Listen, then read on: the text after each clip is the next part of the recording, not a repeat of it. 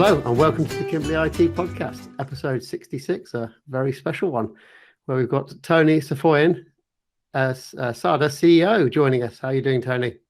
Hey, thanks for having me. So excited. James, I'm here from North America, recording in the UK. I think it might be my first time. It's 11 a.m. over there, isn't it? Sure is. 7 p.m. here. So how are you doing, Carl? You're excited for this episode? We've been doing some teasers for it.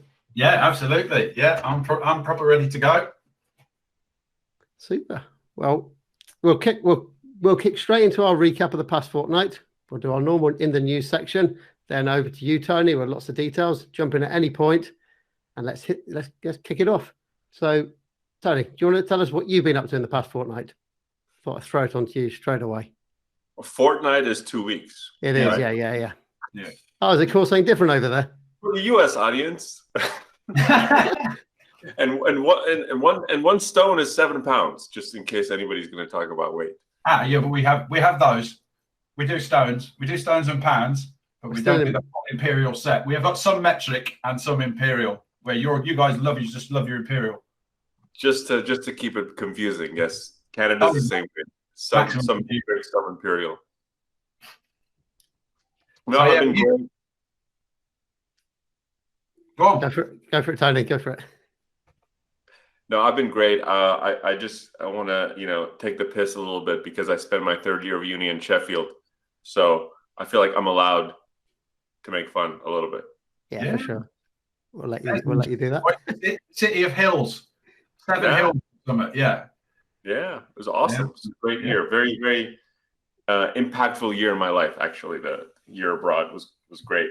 Last 2 weeks, it's been all eyes on end of quarter. I don't know if over there you're as quarter oriented in the rhythm of the business, but here, because we're so aligned with Google and how we sell in US and Canada, we're very, very quarterly driven. So things usually wait till the end. A lot of deals pending to close, so a lot of emphasis has been put on that, and the rest has really been focused on hiring.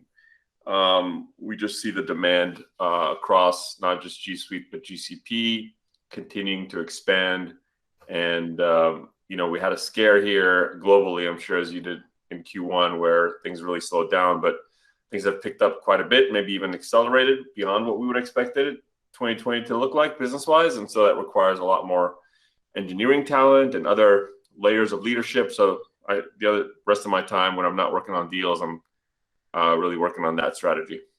How have you found it year on year compared to last year to this year with COVID going around? Have you been doing as many deals, or has it been taking longer to finish and close them? How's that been? The first quarter was very scary because the lockdown order here in the US, at least in the West Coast, really hit home March 13th, 14th. So really the last 2 weeks of Q1, everything stopped. And just like every quarter, again, a lot of deals which would have closed otherwise just didn't. And so that caused us to take a bunch of precautionary measures, including stopping hiring, that kind of stuff. But what's remarkable, James and Kyle, is that, again, I don't know if you saw the same thing, but midway through Q2, what we experienced was actually an acceleration of demand, which makes sense if you think about it, because whether an organization has to now save a lot of money or they have to accelerate their digital journey, cloud is the path, and Google has answers, for both objectives. So we saw an acceleration. Q2 was crazy big for us. And then we were scared going into Q3. Okay, was that just a one-off type of thing? Q3 has been equally busy. So I think the whole digital transformation journey has sort of, the timeline has compressed quite a bit because of COVID. That's interesting. We saw sort of similar, didn't we, James? We took on 3 clients pretty much right after lockdown, month on month from lockdown. And again, it was the same people who owned accountancy companies who tend to just sit well with what we do. They all said, we just want to move to the cloud. We want to be leading. Our industry's changing. A third of our industry is going to either sell up and finish or fail, and we don't want to be one of them. So yeah, we saw similar, and I've no doubt that we that'll be replicated in anyone who's at the cutting edge of the cloud at the moment. You've got no choice. I figure if you don't, then in these times it could be in the end of your business. I'm sure you also had a lot of existing customers who were extremely grateful to have made the investment in years past, right, or months past, so they've made the journey and transition to G Suite, because if they were already on G Suite, the move to work from home was actually almost a non-event. I loved watching on LinkedIn, because for our clients, as you said, it was a non-event. One day they were in the office, the next day it was lockdown, and they're all working from home. Nothing happened there. But the most issues we had with people were not able to get their webcams to work. So helping with the webcams. But on LinkedIn, you saw the Microsoft boys on there. We've been doing VPNs and doing all this stuff and getting our clients and helping them out. It's like, you're not good. So because we bundle IT support as part of what we do with our G Suite as well. And how I see it is that so good IT support, you don't have any problems. While it seems the Microsoft guys think good IT support is you have problems and we can show you that we're fixing it. I don't want to be fixing problems. I want you to have no problems to start off with. Hence the reason it's all built around G Suite, what we offer, because G Suite is stable. It's just perfect. It's a beautiful system, and you're not going to have issues with that. So everything else that's around it is going to be smaller problems. Well, it's even more than that. I think that you could argue that Office 365 has many of the capabilities to allow people to collaborate to some degree, or to, have video meetings to some degree. But I remember before we sold the Microsoft business, which was about, a year and a half ago now, we did a lot of implementations of Office 365, which were quite successful from the standpoint of our customers no longer had to host their email and are out of the hosting business for email. But the way that people worked did not change all that much when they deployed 365. And you can't say that for G Suite, mostly. I mean, every implementation, when somebody buys G Suite, they definitely turn it on. They definitely, roll it out all the way, right? And it changes the way they work. So I would say the average G Suite user is probably doing more meetings like this than phone calls even before the pandemic, where I don't think that was the case for the average Microsoft user. If I was ever going to do Microsoft, the way I do it different is I refuse to install the desktop applications. You have to do it all through the browser and make it as G Suite as possible, because it's going to work better. Well, we've said that for a long time. And my previous 18, 19 years of my career, Tony, were working with Microsoft products from like 1998. And the path that you took your business was the direction I was in my previous business, but we're about 5 years after. We decided in about 2008 we would do all virtual desktops on Citrix and host them on our own kit. And you spend your life keeping the thing working. Yeah. It's like being an engineer with a steam engine. If you don't maintain it, it breaks constantly. Hence all the Microsoft guys take pleasure in fixing stuff, because they've got no choice. They don't have any choice in the matter. So yeah, it is a joy to work in the world now with James. I always liked Google, but then when James said join me and work with me on the real side of it on G Suite, it's a joy, because the thing just works, and it's a delight, an absolute delight for an ex-Microsoft boy, I can tell you. Yeah, definitely. And I'm happy not to have to use, Windows to have the best experience in the productivity tools. You can use whatever you want. I'm on a Chromebook. I don't have a Mac anymore even. I mean, I have an iPad, because as far as tablets go, works really well, and I can do, first class citizen with all the Google stuff. But yeah, just having to necessarily be on Windows, this gives you the most amount of flexibility on the endpoint. And I feel like, the endpoint is also, if you can use Chrome, I mean, it's also the most secure posture. Yes, right? Definitely. I actually, with my Pixelbook, I actually gave that to my mother. She needed a laptop, so I gave her my Pixelbook, mainly because I need a Windows machine for video editing, which I just couldn't do on a Pixelbook. And now you don't have to do tech support for her. She has a Chromebook. Exactly. So while Carl's gone off to let his dog in, he's back now. I thought we'd just round up what we've been in the past fortnight or 2 weeks. Google Voice. So Google Voice has been big for us. That came out, especially in our Ring groups, general availability. So we have numerous clients moving over to Google Voice, porting their numbers in. Had one happen last week. I don't know about you guys over in the US on the porting numbers in, but it was getting a bit touch and go. Is this going to happen or not? It wasn't until the day that the port is meant to happen that we got confirmation that it was going to go through, and it was all done. So we were like thinking, oh, there's something's gone wrong here. This is going to get rejected at the last minute, and we've got to sort something out. But they're in Google Voice now because they've got ring groups, and we've got a care home business that we look after who are going to be moving all their homes and everything across to Google Voice as well. But they've got many numbers to import, so that's going to take a bit of time to do. Yeah, Google Voice is becoming more of a. I'm actually looking at our CRM system right now as we speak to see there was a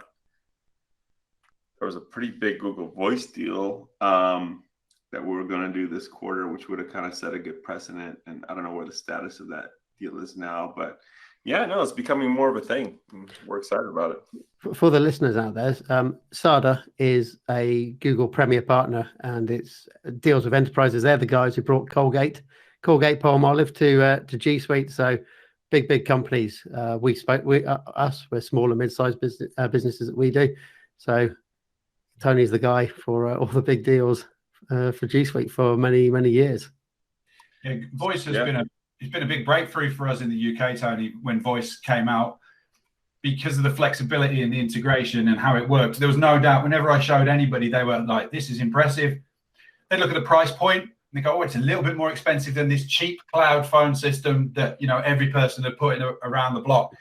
But then when lockdown hit and loads of people have got stuck with some Samsung thing in the office they couldn't use, they just started going, can we have a separate number for Voice? We'll use that while we piggyback this. And now that they've got the ring groups and stuff, everybody who was before saying it's a bit expensive is now going, okay, how much can I actually look at it? It was never about the money. It was always about that feature. And now the features are fully there. I expect nearly all of our customers to go Voice. It's a no-brainer. I mean, who can't? Desktop phone's a weird thing to have anyway. It's almost like it's dead now. Why would I haven't had a desktop phone, I think, for 8 years. Yeah. Personally. But obviously not everybody's the same. But I agree with you. I think that it's actually a shame that it's taken this long for the sort of enterprise, grade voice offering to be mature on the Google side. But I think now that it's there, it creates a lot of opportunity for sure for all of us. We like the stickiness. It's nice that we got a client and then they got voice in too, and everything's together. That's super sticky, and then you can really work on your relationship then, because someone who's knocking with their foot in the door and a shiny gold, look at this cheap deal, they're not going to get a foot in because everything's so integrated. And if you're giving a good service, your customers, they're going to stay with you. You've got less of a risk of that happening. It's also a better experience. Like you're in Gmail, and just from the interface, you make a phone call, chat. It's like, it's like multi-channel communication. You can start a video call, you can do whatever, voice call, all from the browser, any browser. All the apps work on all, Android, iOS. It's fantastic. Should we move to the news then, guys? We've done our recap. Yeah. So I thought it was good. Stick with the phone theme. Android 11 has now officially been released, and that's got some nice features in there for enterprise work use.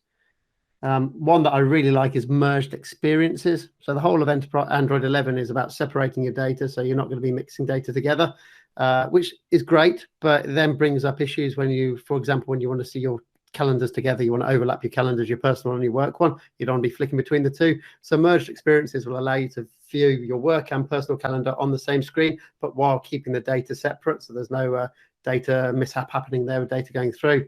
I look forward to that. The day that comes out, I look forward to it, because at the moment I've got my calendars shared in between in between my profiles. So there's a possibility of me booking stuff in the wrong calendar and things like that. Once we've got merged experiences, that goes away.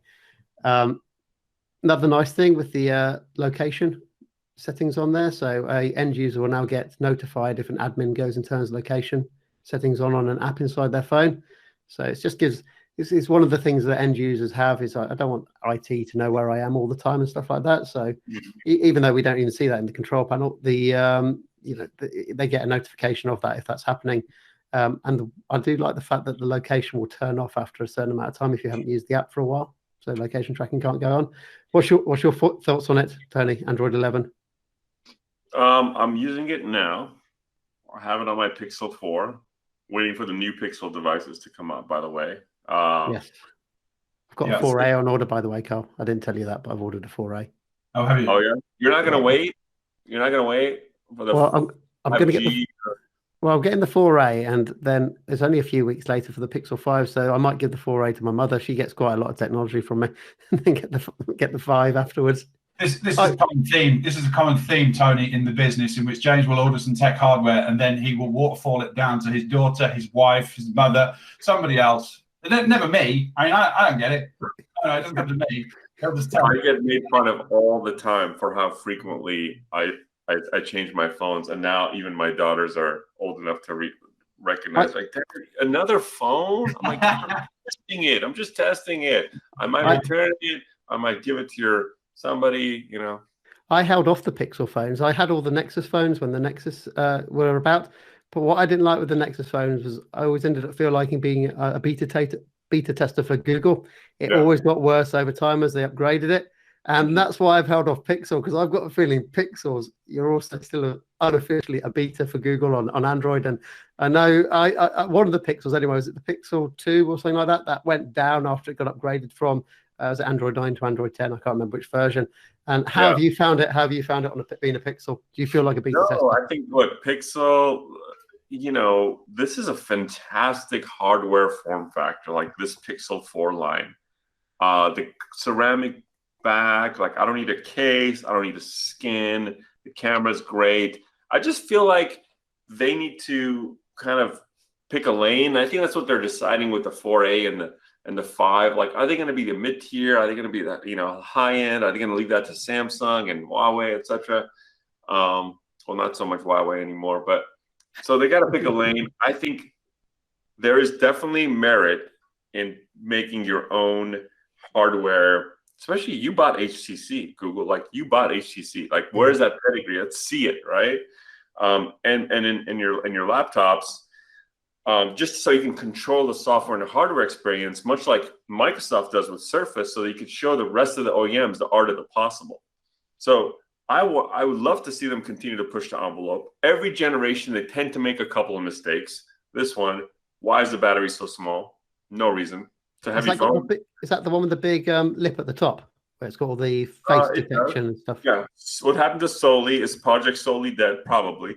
But why is it a 2,700 milliamp hour battery? And why does it not have a wide lens, ultra wide lens? It should. There's just no reason it doesn't. So I just hope that they get more, you know, streamlined. But I do also love Samsung devices. I really think that I was playing with the Z Fold, Z Flip for a while, and I returned it because I think the Z Fold is actually cooler. But I mean, folding phones, that's the future.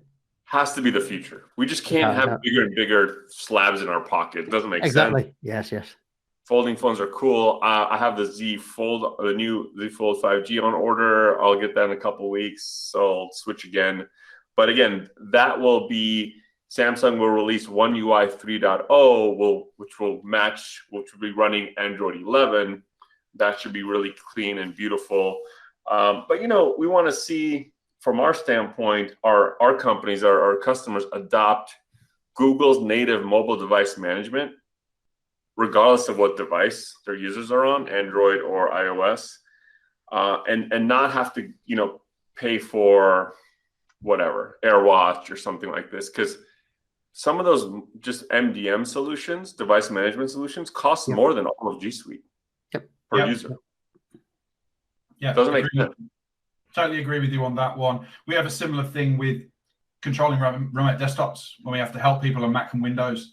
We pay for a separate product to do that, and that's really the only part of the product we use. And James is pretty keen that it'll arrive. It'll arrive in G Suite. I'm certain with all the managed browsers and things that are coming to G Suite that it's not be long until they plug in Chrome Remote Desktop into that admin panel. You click a link and you're on that person's machine to help them out. Totally makes sense. You just need to create that ecosystem that's continuous, and you know, because of value, there's so much value in it. You know, what's really excited us is with Chrome OS and Parallels coming to that. because it's literally the only thing that holds people off Pixelbooks is they do need a Windows app every so often that they just can't do on a Pixelbook. Could be video editing, but I've got Google Stadia. Love Google Stadia, and I am certain Google Stadia is a beta test for running something like Adobe and products like that through the browser. Like a huge amount of bandwidth, like high rate video through the browser and through the wire. Is that what they're testing, you think? I think because Adobe. Go on, James. If we go with Adobe, Adobe's biggest problem is it's got a hidden hardware cost. You need a monster of a machine to run that properly. But if you can do that through a Chrome browser and Adobe can stream it from their data center, that saves that hidden cost for Adobe, that hidden cost associated with their product on the hardware. And you could go and do full-on video editing on a Pixelbook, a $300 Pixelbook, without a problem. I mean, I think, James, that's pretty much what I'm looking at with Nutanix's Frame product, to be honest. I mean, their Frame product will stream a Windows app, and it says they'll stream Adobe product. And all you're really suggesting is Google going to cut them out. They're really going to cut them out and just do it themselves. Because I bought Stadia. You told me, Hitman's on Stadia, and I love Hitman, so I bought Stadia for myself, and it is super impressive. Nothing's better than gaming to test a service for its speed, bandwidth usage, and all that stuff before you go to lower products.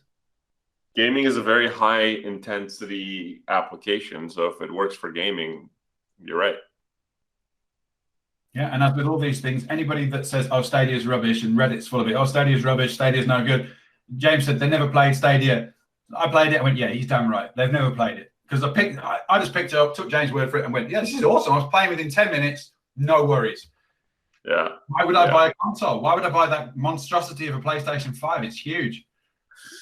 Yeah, and somebody posted on Twitter the other day, is like, I think it was the guy who runs Box, Levy. He was like, remember consoles in the 80s? You brought the console home, you plugged in the cartridge, and you were playing and having a bunch of fun. Now it's like you buy the console, you come in, you have to plug it in, you have to put it on the internet, you have to spend 3 hours updating it, then you have to spend 4 hours updating the remote controls, another 6 hours downloading the games you need. It's like, it's just not. Yeah. Where's Nintendo? Give me the cartridge. I just want to play. And it's like the web version of that, right? I just like pick the game, play the game. You're good. Yeah. Every time my Xbox has to update or my Xbox controller has to update, I'm like, why? What? Why? And why is it a terabyte? Have you not been out and bought Stadia yet? What are you updating for a terabyte? You got to buy Stadia. You got to go buy a Stadia controller. Get Stadia, Tony. No issues. I got it. I haven't started playing it yet, but I think it's just sitting there because I had to get it because I have an illness around getting new technology. But you're encouraging me to give it a shot. Yeah, definitely. Next on the rundown, I'll bring this one back in. I wasn't going to mention it, but I thought it was interesting. Zoom bombings. It turns out some research that the vast majority of Zoom bombings are done by insiders, people inside the company who leak out the login details. They put it on 4chan or Reddit for people to come in and Zoom bomb. So that's where the vast majority have come from. And that makes sense because they did finally introduce default setting where you needed a password in Zoom. Because I'm in Toastmasters and Toastmasters insist on using Zoom to do my speaking club meetings. So I was like, how are people sneaking past this? And now we know they're doing it. They're just giving it away inside job. Just like most security vulnerabilities, it's always an inside job. Yeah. Yep. Next one is, I've got something here about the Advanced Protection Program.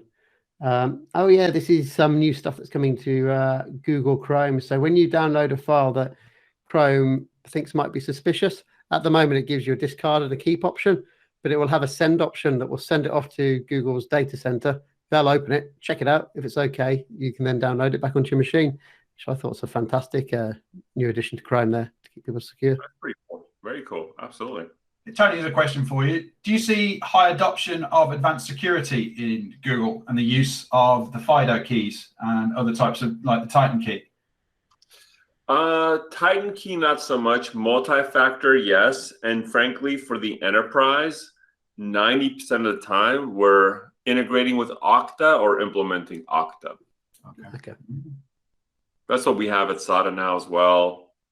Okta, actually, one of our friends, we had a customer called Zora, and their CIO, who's awesome. She just went to be the CIO over at Okta.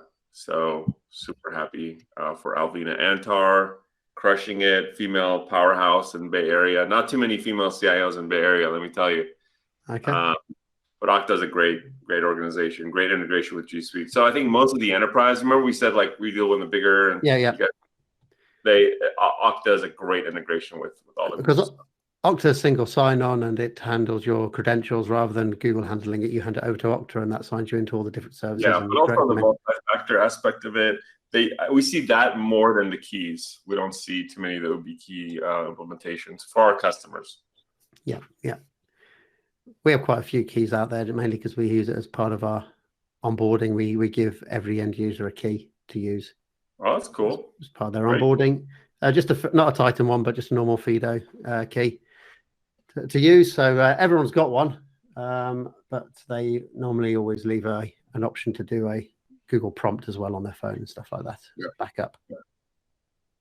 Next one is Chrome OS. So they've got a project going on called Lacrosse. And this is where, again, they're going to separate the Chrome browser from the Chrome OS underlying operating system.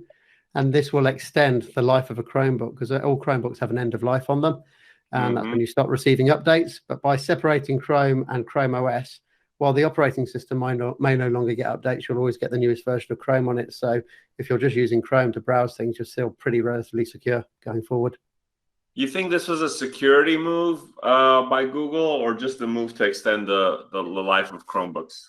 From what I've read, it's more to extend the life of Chromebooks, especially over in the US where there's a massive adoption of Chromebooks in education and schools don't want to be having to pay out every 3 or 4 years for a new selection of Chromebooks. Yeah, my kids, the older one got issued a Chromebook officially now for the study at home framework, and we actually helped the school implement G Suite when we first joined the school as parents a few years ago. I just kind of like brought that in, and they're using Google Classroom. They are using Zoom, unfortunately, because early on Google's just getting these features in Meet now, right around sort of like raise your hand and whiteboards and breakout rooms and all that stuff. They sort of standardize on Zoom, which is fine. But everything else, literally, is Google Sites with Google Classroom, with Gmail now that they can only email intra-domain. Okay. And with Chrome, and it's fantastic. They're up there right now. I can hear them. It's school adoptions. Like I think Chrome owns 70% of the education market in the US. Something crazy. Very big. How old are your daughters, Tony? 9 and 7. Okay, mine are 5 and 3. So all right. Yeah. Mine's Jake's got one daughter. I've got 2 daughters. So I'm just getting a heads up on what's coming. Yeah, yours are at the same ages between different. Mine's just started school, and the school is unfortunately using Microsoft, and they send out their updates in Microsoft Sway. So I'm going to have a chat with them about that. I didn't even know about Sway until I received my first one. Sway, I remember Sway like just for a minute. It's kind of like you click on it and it looks like an old GeoCities website when you click on it, and it has all the animations of the images coming in, and as you scroll down it's fading up and all that. It's just so I need to have a chat with them about that. Yeah, I have the same thing. My daughter's school uses Microsoft and it's just woefully ancient. My little girl Dixie goes in and she's been using my Pixel book for ages. She likes to turn it over and draw on it, and she's just like, "Where's this? Where, Daddy? They don't have any of these Pixel books." I'm like, "No, not going to have those, I'm afraid." Yeah, no, actually, so in general, like the tech at home, my wife's on her iPhone with her friends, whatever, and we have a couple Apple TVs, and they're great. But I have the Chromecast also as a alternate, like on each of the TVs. But for the kids, at this age when they wanted to get a computer, or I wanted to get them a Chromebook because I can learn how to type at a young age and do their like scratch coding stuff that they had at school. But then I also ended up getting them a tablet for different things. But I really went all in on Android and Chrome, and I have the Family Link app, which I think is fantastic. And all my like Apple friends are super jealous of how simple and amazing and granular this Family Link app is. Like, I have their 2 profiles, and I like know everything they're doing. I can lock down any app, set limits on individual apps. On the browser, I have them on a blacklist default, which means I just have to whitelist every website that I want them to access to have, but everything else is sort of blacklisted. And when they land on a site that they don't have access to, they can actually just request. And I get the little things like, oh, they want to access National Geographic. Okay, I will allow it. You know, it's amazing. And then also it's a great discipline device, because if they're misbehaving, all I have to do is be like, Yep. Oh, you're not going to apologize to your sister? Okay. Or okay, yeah, I'm sorry. I pulled your hair. Okay, yeah, that's what I thought, because I was going to lock down your Roblox. It totally works. Like, it's a great tool. So, Family Link app, I'm a huge fan.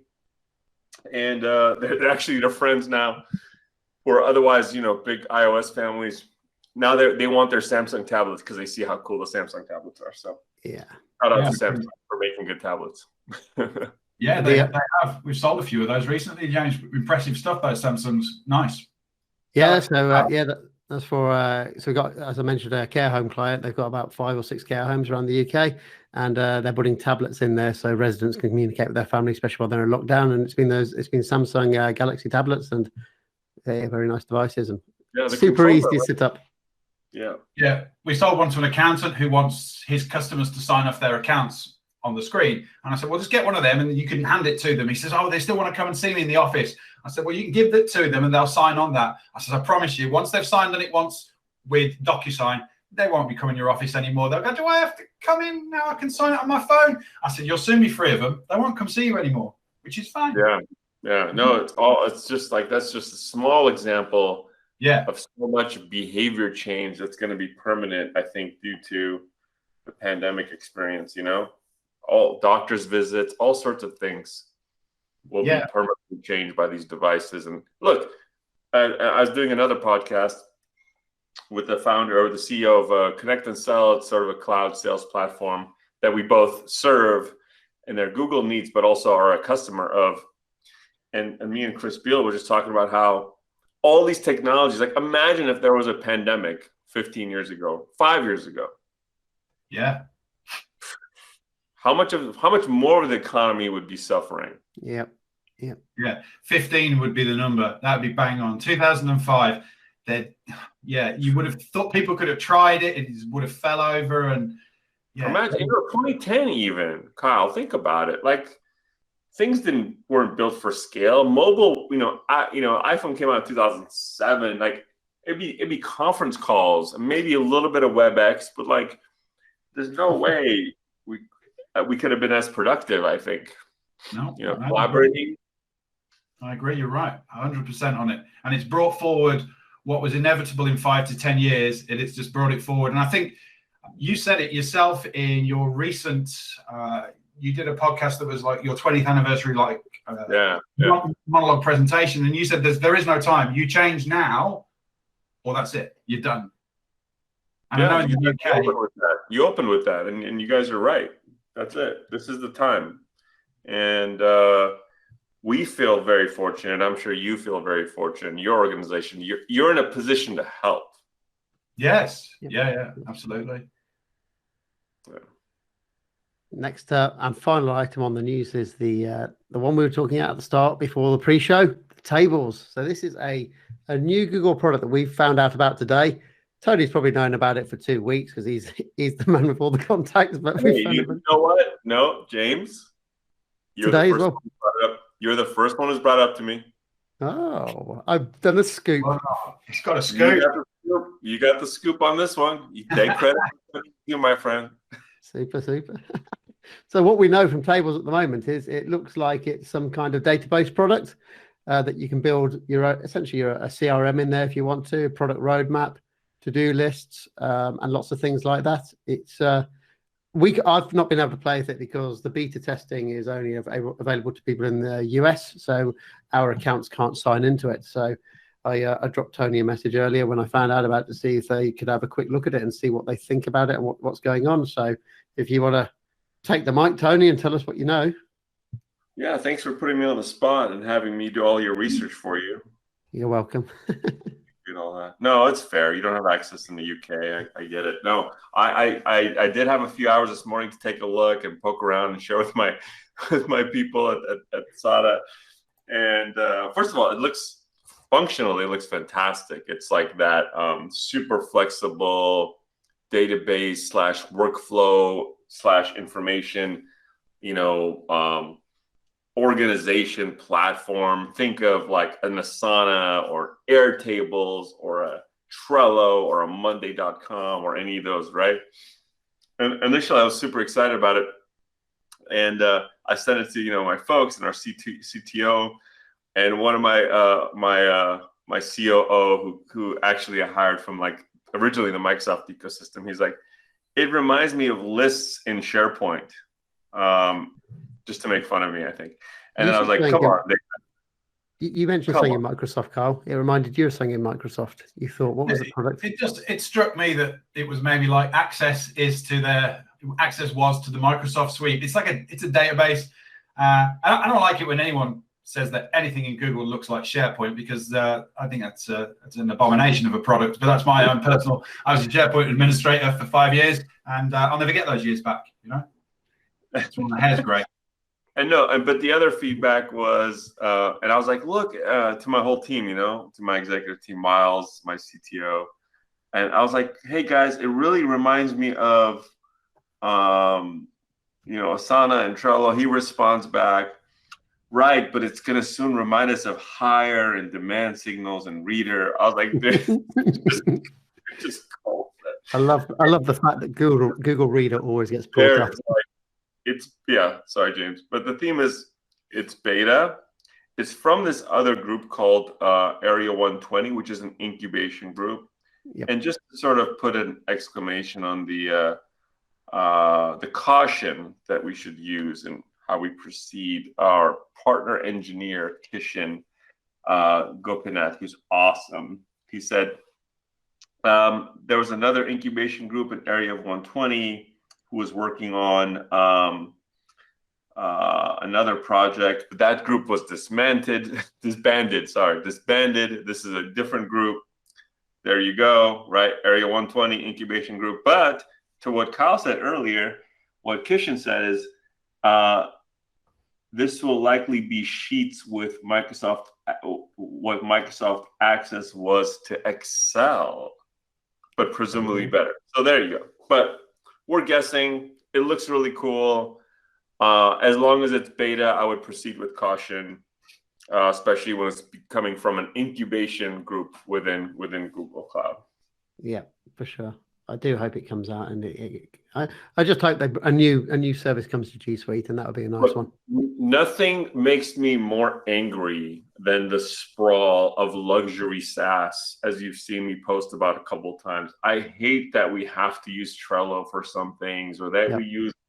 My marketing team uses Monday. The great folks, great product. That all these things like why, and some people use Smartsheet, and it's like it's a sprawl of the data silos and all the stuff that I would love for it to be all within native G Suite. That would make me so happy. But I think that the roadmap commitment piece is where we struggle with sometimes. We've come off Trello and we're using the tasks function inside Google Chat to assign tasks to people. Yeah. So because that also appears in the independent Google task app as well on your mobile and down the sidebar of a Gmail. That's not way. That's production. So we've been using that instead of Trello, and it's worked so far. Nice. It is. It's not the official way of using it, but we use the Trello board for part of the pre-sales engineering routing and assignment process. So it has like multiple fields and all this stuff. But I look at tables, I'm like, tables could probably do that. I don't think tasks could do that. But yes, I mean, I just hope that it becomes more of these things make G Suite even more of a suite, right? So we're not looking at all these third-party applications for stuff. Like I love how a lot of chat or a lot of applications replace Slack for regular users. Slack's great for engineers, they can keep it, but I want the native chat stuff to be so good that Slack is just not a thing for 90% of users in their organization. This is one of the questions, actually. We've moved on to our conversation time with you and interview. And one of them is our likes and dislikes about G Suite. One of the things that I find very strange with Google Meet is the fact that they've now made a lot of the free features, they've put them back to enterprise, but they want to compete with Zoom. Zoom, you can get those features for free with a 40-minute time limit. And that 40-minute time limit doesn't bother most people. They'll just dial back in, disconnect and dial back in. So what I think they should do, because they clearly want to upsell to enterprise from business. So they should have those features in business, but maybe give you a 60-minute time limit on it. So you're beating Zoom on the time limit, but you've also got that upsell there because people who do not want to disconnect and reconnect and things like that can then move to enterprise, but they get the features that you get in Zoom as well. And I don't understand why they've bundled it all into enterprise and not given anything back to business to do an upsell or time limit. It's a very good question. The Meet promo period, I think, ends at the end of September, at least the Meet promo that we have in North America is probably the same there from what it sounds like. So we'll see what that upgrade, cross-sell, upsell motion will be. And I think they're still working on the SKU strategy, frankly. They have Essentials, which is exciting because for large organizations, they don't have to move off of, Outlook for email today. They can still get all the benefits of the collaboration features and Meet and other things. And then I think they're just still figuring out as the roadmap for Meet matures and it can replace more of the Zoom-like features and functionality, that how they're going to price it ultimately. But I mean, breakout rooms are critical. The whiteboard. I mean, why isn't Jamboard just integrated? Why can I have Jamboard? Yep. Because initially when Jamboard first came out, you had to have a Jamboard to use it as well. And enterprises, it might be different, but for small to mid-sized businesses, they don't want to go and spend six grand on a digital whiteboard when they could do it inside a Chrome browser. Yeah, you should have both. Yes, some rooms can have the awesome whiteboard. Other, whether you're an iPad or a Chrome or a browser, whatever, you should be able to, collaborate that way. But yeah, they have a digital whiteboard just built into Zoom. We need one built into, Meet. And guess what? We have Jamboard tech ready to go. Just the integration needs to happen. Yeah. Yeah. So that's one of my things. But I don't want to go back too far, but as far as what things that made me upset this year is the fact that Zoom came out of nowhere to become a verb that meant work from home, that meant pandemic lockdown solution. It's like the same way search, Google meant search, Zoom came to me, work from home. And there's a lot of heartburn around that, a lot of conversations with Google leadership around that. And I think that there was going to be some great stuff announced around, the new integrated, what Google was calling Hub, where, chat and Meet and stuff is in one app with email. That was supposed to come out at Next in April. And they got delayed. But, it was funny because the first time I met with Javier Soltero, I think a few months after he joined, and I knew him from the Microsoft ecosystem, because he'd been like the guy famously who made the best mobile email app ever that Microsoft bought and made Outlook mobile, right? He ran Outlook at Microsoft, and then he ran all of Office at Microsoft, and he came to Google. We're like, oh man, what a pickup for Javier. For Thomas Curry and to bring Javier on board, right? But first time I met with him, I was like, yeah, I like two or three things. One of the things I was like, you know what I don't get? I don't get why so many of our customers buy G Suite, pay for G Suite, then they go and buy Zoom. That really makes me upset. And we know this, right? We have hundreds of customers. We have our customer success managers who talk to them regularly. You see their Zoom, like, Zoom, why'd you buy Zoom? And they would name a couple things, reasons. And I told them that was like 6 months before the pandemic. Nobody would have predicted that was going to happen, but I get it. The first response was, how do we make sure that Meet replaces Hangouts, because they were still both there? And how do we make sure that the 30x increase in demand doesn't cause any security issues like it did for Zoom, and any uptime issues, which they did a really good job of. But the roadmap timing was just really unfortunate for Google, because now, as you can see, as you've seen, it has greatly accelerated. Yes. But I wish we were 6 months ahead of that. Yeah, they because of the the messed up messaging strategy. They're on the back foot from the start of COVID, and Zoom just got the lead. Yeah, it's when a word gets into the psyche of the society. I still have, my parents always call it FaceTime, no matter what they use. We use Duo, they call my Nest Hub, but Mum will say, do you want to FaceTime? She'll always say that forever because it's associated with it, and now Zoom is associated with this. You know, every video call is a FaceTime. What I love, I don't know if you have or watched, I know you have it, but I don't know if either of you've caught a Hassan Minhaj Patriot Act show on Netflix.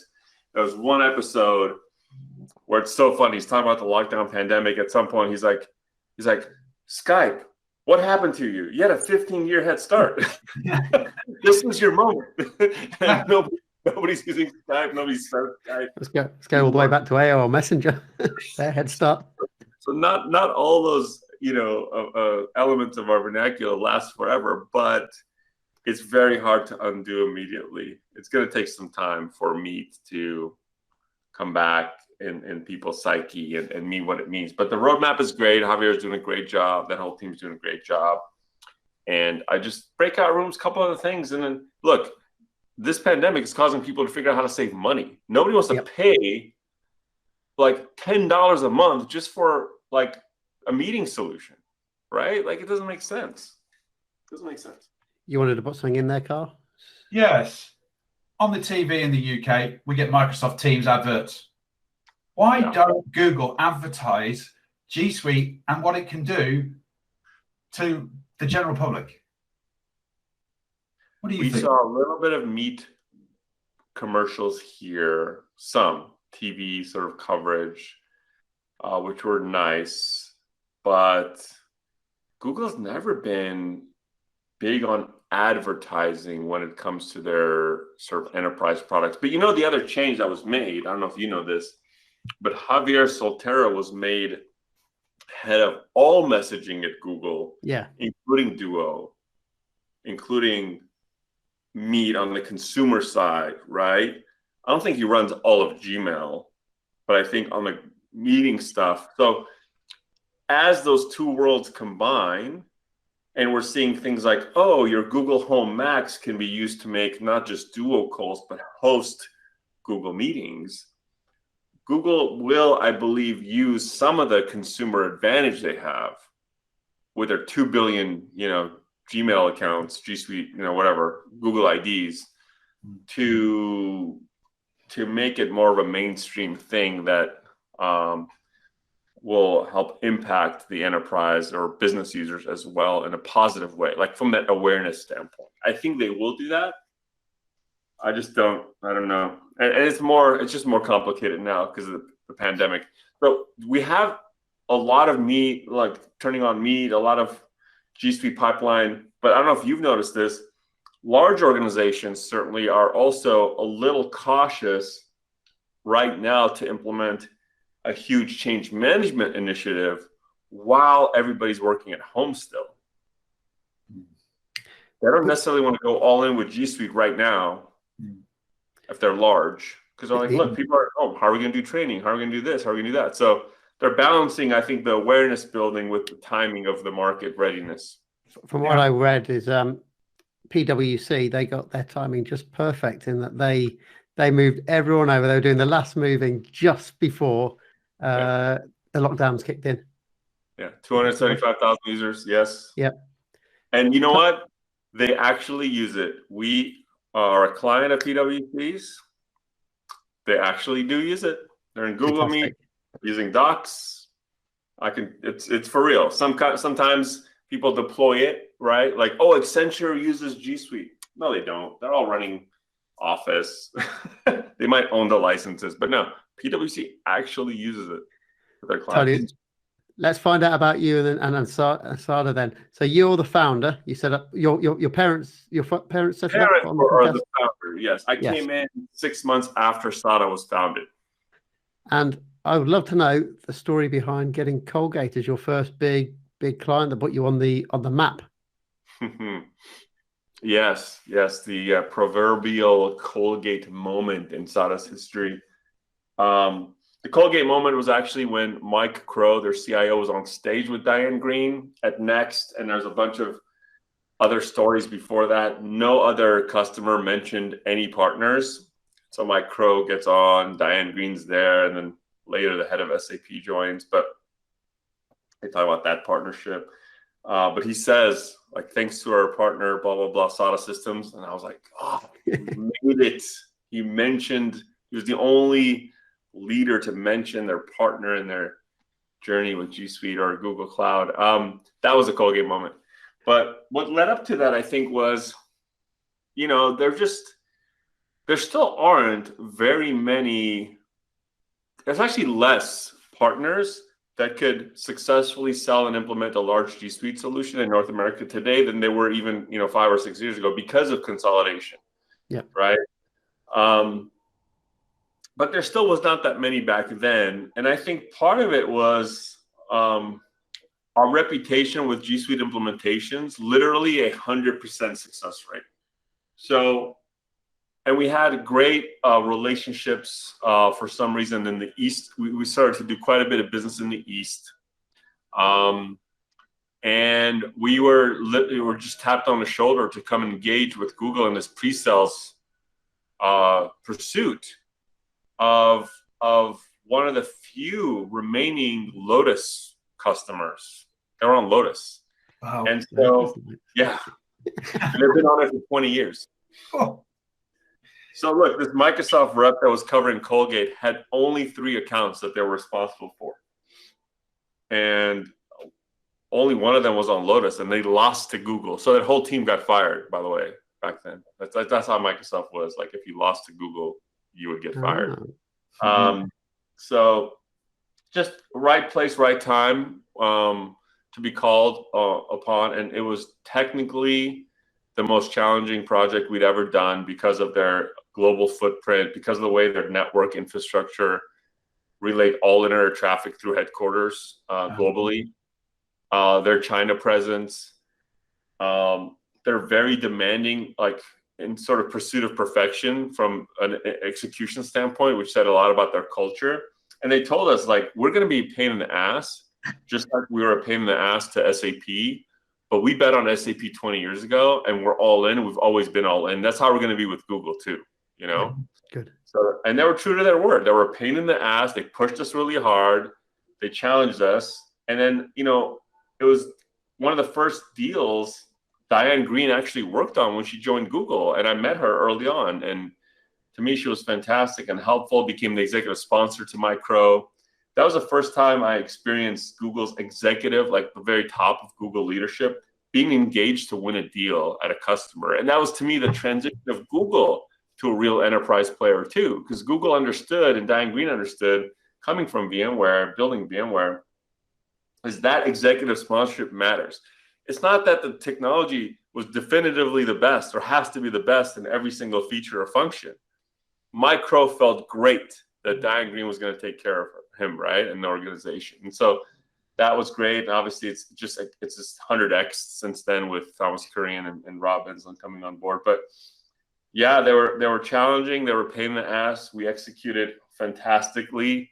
The person who PM'd that deal, Ben Cobb, now works at Google in their PSO organization. Years later, he got hired there. I'm super happy for him. We have several ex-SADA folk that are at Google now. Put him on the map, put us on the map. And that became the poster child. Prior to that, there was no other sort of enterprise implementations that were that successful, which customers were they were willing to talk about. And you know, we're still very tight. You can see I just released a podcast with Patty, who runs like their global collaboration function within their IT organization. She's awesome. And we're doing other work there. We've done enterprise cloud search work there. We've done Chrome work there, some GCP work there. They're one of our key sort of managed customers to this day, but that was the poster child. How does their office in China work with G Suite? The reason I'm asking is my wife is Chinese and I go to China every so often, and I'm VPNing, but I'm not always getting the best G Suite experience. So Carl's having to handle a lot of stuff. What I do know, James, and you laugh, and this is like when customers are like, what's the role of a partner? sometimes a role of a partner is to give you the non-BS, like non-legally sound, non-CYA answer. I just remember it was a 9 p.m. call. I was in our pool house away from the family because it was a long call. Mike Crow was in India with their team over there. We're on the call, and Mike's frustrated because he's not getting the answer. How are they going to use the Google apps in mobile, blah blah blah, and Google wouldn't tell him because they were like all scared to give to have any position on the issue. And I was like, but they told us, so I knew the answer. I was like, Mike, they have to run iOS. The App Store, the Play Store doesn't work in China. Yep. It is what it is. Yeah. He was like, fine. Why didn't somebody just tell me that? So I was like, see, that's the value of a good partner. They'll just, for Google too. Google's like, oh, thank God SADA told them because we didn't want to tell them.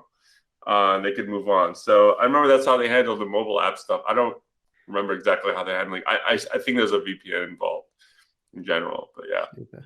That was a very memorable moment where I was like, Mike, gotta use iPhones. We're coming up for an hour, and I don't want to take too much of your time because I know you're busy, but what's your favorite piece of technology you ever had? Ever? Yeah, past or present. Maybe it's something you had in the past that you wish you could use now, but you can't anymore, or just something that's really stood out for you. Man, I have to tell you, it was that 2001 BlackBerry on my hip in a lot of ways. Crackberry. Oh, the little pager-looking thing. That was magic. No other way ever could you get email wirelessly with a GPRS data connection. I remember. Yeah. Anywhere you were, which is slow as shit, but who cares? It's just text, right? Like, yeah. It was magical. Like you could get your, email, but it wasn't like bing, bing, bing, bing, bing, like it is now, right? Like it was like the perfect amount of information. I love that. But you know what? I'm really excited about folding phones today. Like I think it's the Z Fold. For the small amount of time I had it, it was remarkable. I was like, yeah. And also, I played with the Microsoft Duo for a couple of weeks too. Like the fact that you could fold it and you would close it like a book, like you're done for now. Yeah. And didn't bother you. That was pretty cool. Generation 2 of the Surface, that little Surface book is going to be beautiful. The Duo? Yeah, the Duo. Yeah. Because I think it's got the same battery issue. The battery's not that great in it.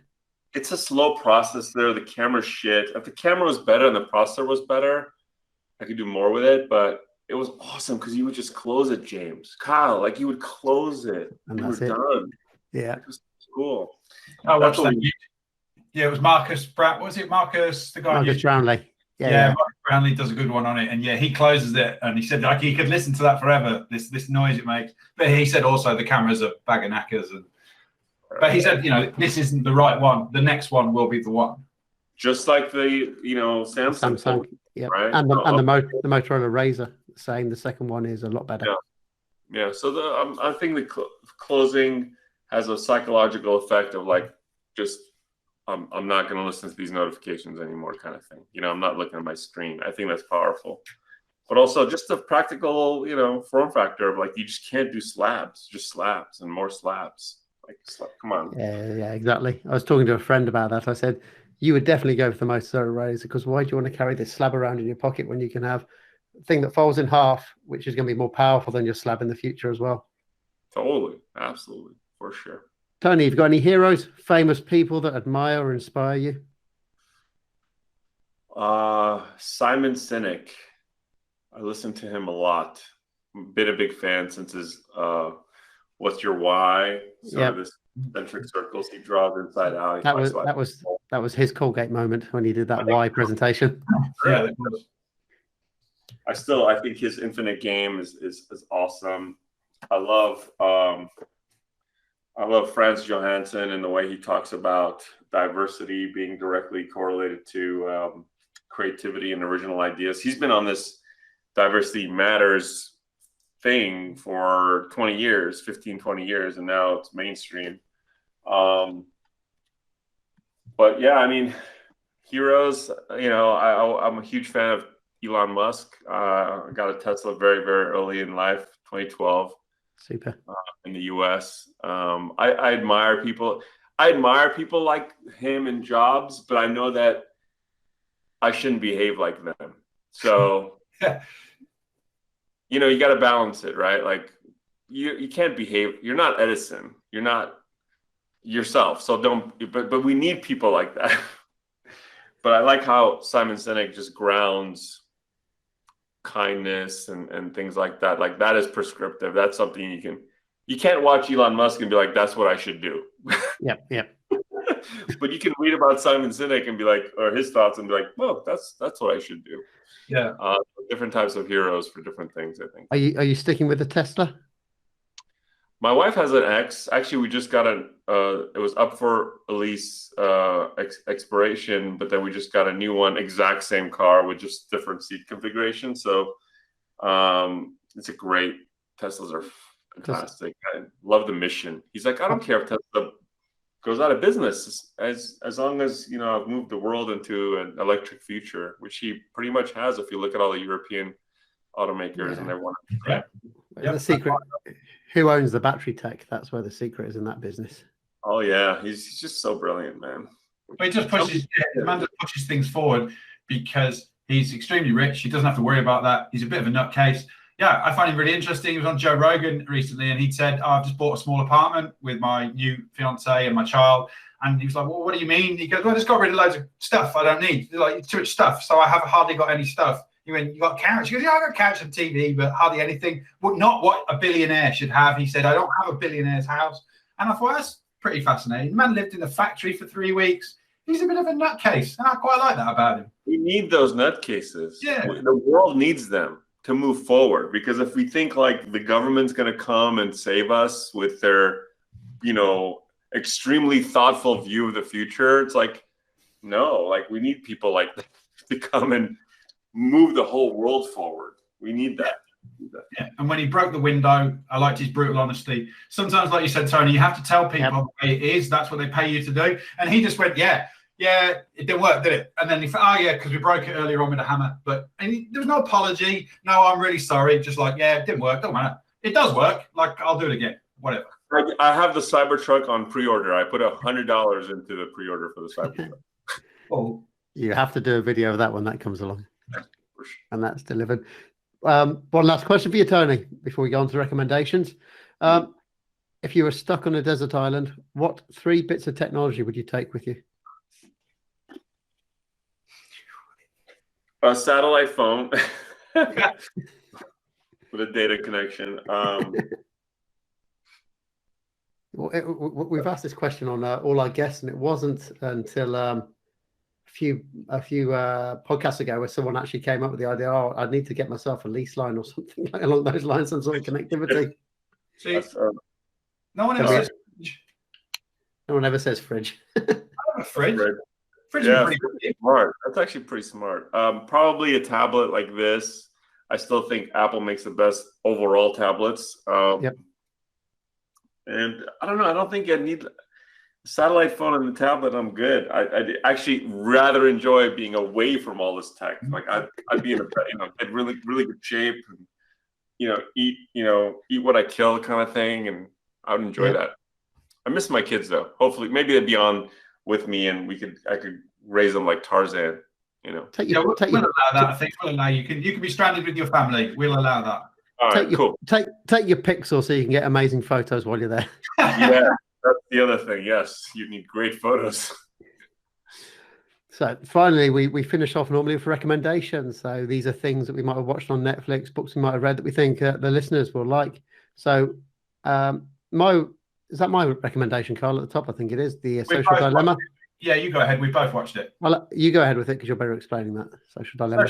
The Social Dilemma on Netflix was a documentary that is suggesting that social media is destroying our future and killing our brains, and then went on to produce a lot of people who work for big players like Google and Twitter, and how much the algorithms are designed to keep us addicted, therefore make us the product that is being consumed. And it was quite interesting. I felt it was targeted towards what Facebook does, perhaps more than Twitter. And certainly as a father, I don't have to deal with it yet, but it's coming. And I don't want my daughters to feel they have to look like a certain image or look like a filtered only version of what a woman should look like. So I understand that position. I thought it was an interesting film. It did touch toward the end towards saying capitalism doesn't work, but then he didn't give an alternative. I think you said that, James. It went a little bit socialist at the end, but it didn't kind of give an alternative to what we might do. Yeah. That's on Netflix, and my recommendation is actually an extension for Google Chrome. It's called Marinara. I think that's how you pronounce it. Oh yeah, I've heard of this. Yeah, it's a Pomodoro system. So there's quite a lot on the app store, but this one's open source, and it doesn't ask for any permissions when you install it. So it just does what it does. It's a simple timer. I got it on there because I've recently got addicted to chess again. So I've been playing chess with people online, and so what I've done is I now have this Pomodoro set up. So 25 minutes of focus on what I want to do. Then I get a 5-minute break to go and check out the chess move and do my latest move on it. Then I get another 25 minutes. So that's why I've installed it. I've always really kind of thought I've not really needed it in the past, Pomodoro, so I thought I'd try it out, and it seems pretty good. It does give me 25 minutes of focusing, but I find out that you can change the timing on it because I think my focus length seems to be longer than 25 minutes because I'm often doing something and then it'll pop up saying, hey, your 25 minutes is over. Do you want to go and do something? So I'm still trying to work out the ideal time for me to have a focus session and a free time session. Can't believe you're addicted to chess. Jesus, I got back into it in LinkedIn. I found an amazing app called LI Chess on the App Store, and from lockdown. So I played it on and off for many years, but me and my friend downloaded the app and we started playing at the start of lockdown, and we played loads of games now. But it's just the problem is it buzzes in your pocket, and they've done a move. It's like, oh, what have they done now? And you want to go and check it out and then do something strategic to get them back. And I'm surprised how addictive chess becomes. That's amazing. I love chess. It's culturally, especially I was born in Armenia, like apparently now it's curriculum in kindergarten that like every kid learns how to play chess. So the best one is lichess.org. It's totally free, open source. It's free servers that you can play on, and it's supported by the community. You can make a donation if you want to, otherwise you don't have to. And you can just play. And it's the same for the app. The app is LI Chess as well. And fantastic service really if you do want to get back into it, Tony. I might. And then you've got another one, Kyle, your Netflix, The Challenger Final Flight. Yeah, this cropped up on Netflix recently, which is a 4-part story of the final flight of the space shuttle for some period of time and Challenger space disaster. And it's quite a heartfelt documentary into the history of that. It goes into the engineering faults, why the O-rings failed, the discussion between NASA and the producer of those solid rocket boosters, and the reasons why certain people gave the go-ahead for it to launch. And actually, 2 of the people that AOK'd it that day from both sides are interviewed. They're still alive. And it's sad. You can read it on their faces. These guys have carried deaths with them all their lives when they kind of rolled the dice on something and they look back and think, I probably shouldn't have done it. It's probably could be condensed down to 1 episode if you took it factually, because it spends a lot of time interviewing family members and giving you the back history. But if you're a younger person and you don't know about this, if you were born in the 90s and you've no knowledge of this, then this is good to put in front of younger people, because it's not upsetting. A young generation can watch this and learn some history, because the history of the space flight to the moon is generally a great story. There was one fight. There was the Gemini, and there was 3 guys who died. But generally, that's a great story, particularly Apollo 13, where everything goes right and we come back home and it's woohoo. And this isn't. This is a tragedy and the loss of people. And it's a very interesting documentary. And I think young people should see it and see the braveness that people took part in this kind of stuff. So, Tony, do you have anything that you think the listeners would like to? We've got 750 listeners on a regular basis. Might like to listen to. I'm glad you brought the social dilemma up, because we just started. I didn't finish it with my wife, but we watched it. And what's the most remarkable is who is in the documentary, who the speakers are, who's being interviewed. It's like, oh, I created a like button, and now I think it's a shit show disaster, and I didn't mean to. The creator of Gmail. Yeah, Gmail guy was on there as well. Yeah. Yeah. And Google Drive. Yeah. No, it's amazing. And what I love, the last thing I remember seeing before we turned it down and went to bed was the gentleman was making an analogy. Is like, they say that social media is a tool. It's like, no, a bicycle is a tool because it's there when you don't need it, and when you need it, you go ride it. Yeah. It's not compelling you to go ride it. The same way that social media plays with your mind in all the sort of deliberate ways. So definitely with children, super cautious. My kids are like, when am I getting a phone? I'm thinking like, never. Is that an option? Because well, certainly, James, one of the guys that's in Stephen Levy's book, Facebook, is in that documentary. I think he may be of an Indian origin, and he's in it. And I remember from listening to that book, James, he's like full on. When they hired him at Facebook, he just went, bang, I'm going to sell. And he's in that. And he must know that he was a big part of pushing this so hard for it to be a success. I've forgotten his name, but he's a VC now, but he's very anti-social networking and not investing in those type of businesses. But he's got some. It's good, worth following him on Twitter. I deleted my Facebook account and my Instagram a long time ago now.